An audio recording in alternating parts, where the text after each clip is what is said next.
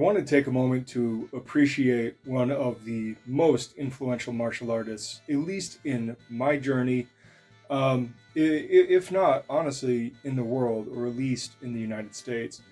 And that's Dan Inosanto. Now, the funny thing is that I have never directly trained under him. I've never been to a seminar, anything like that. I'm not a Jeet Kune Do guy, much less a Dan Inosanto style guy.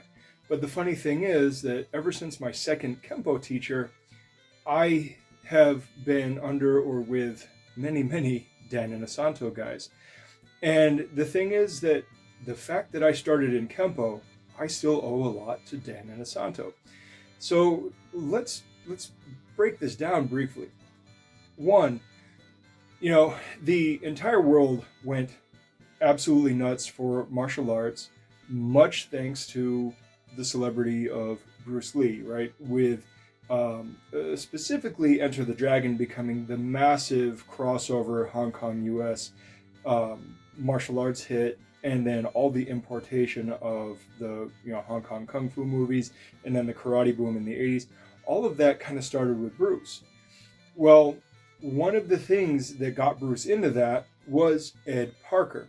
You see, Dan Inosanto was a student of Ed Parker.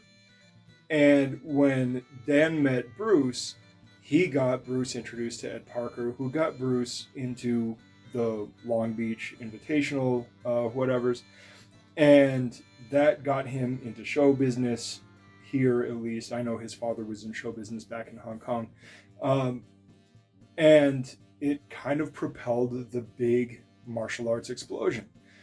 So the fact that I started in Kempo is already kind of a third-hand connection to Dan Inosanto. But like I said, my second Kempo teacher was a Dan Inosanto student.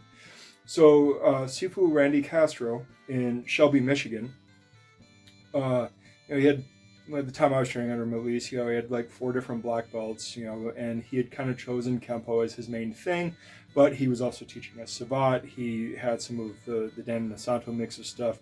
He'd done a whole bunch of Filipino martial arts and got us introduced to that. Ever since, the year 2000, I have been running into Dan Inosanto guys.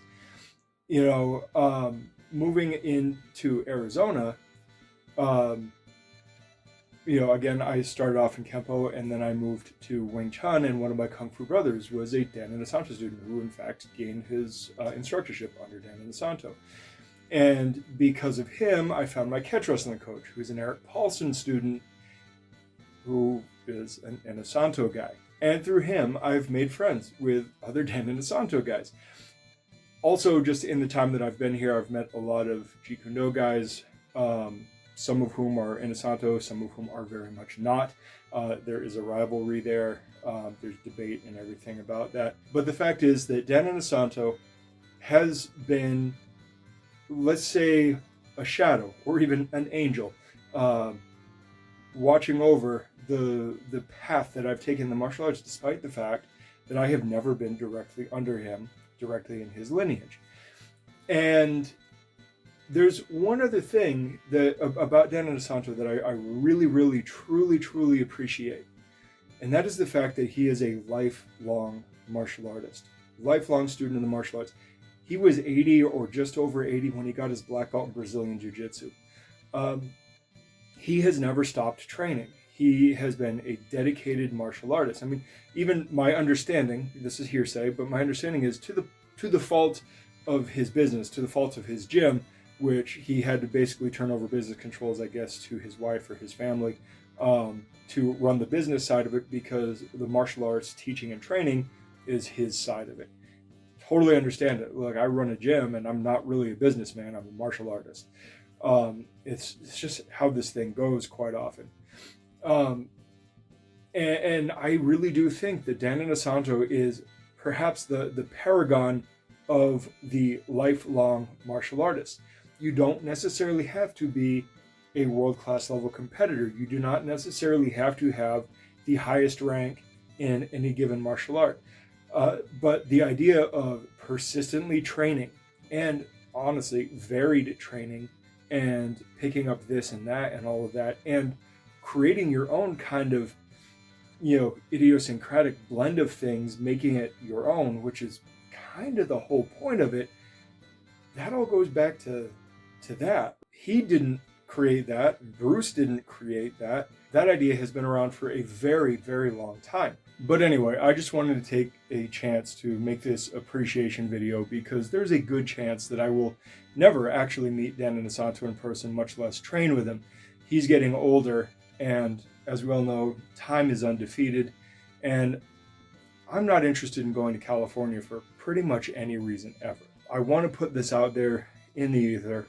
I appreciate Dan Inosanto because he is, in part, a major part of why I am who I am today, despite the fact that we have never met and we have never trained together.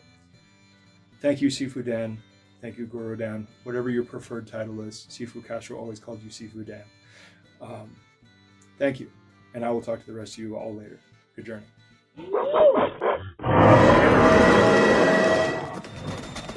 Thanks for watching. Like, subscribe, share. Check us out on our other socials, and please head over to blacksunboxing.com to get a little more info, including how to contact us.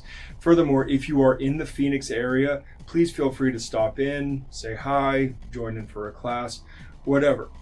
Also, if you ever see us cite sources or just for additional content, please check out our Substack. That is where we put all of the sources we use in our videos and is a major part of this. Plus, it serves as a membership platform for long distance learning and for people who would like to support us but aren't local. We would greatly appreciate it if you signed up. Even just the free membership helps us out a lot. All right, I will see you guys in the next video. Good journey.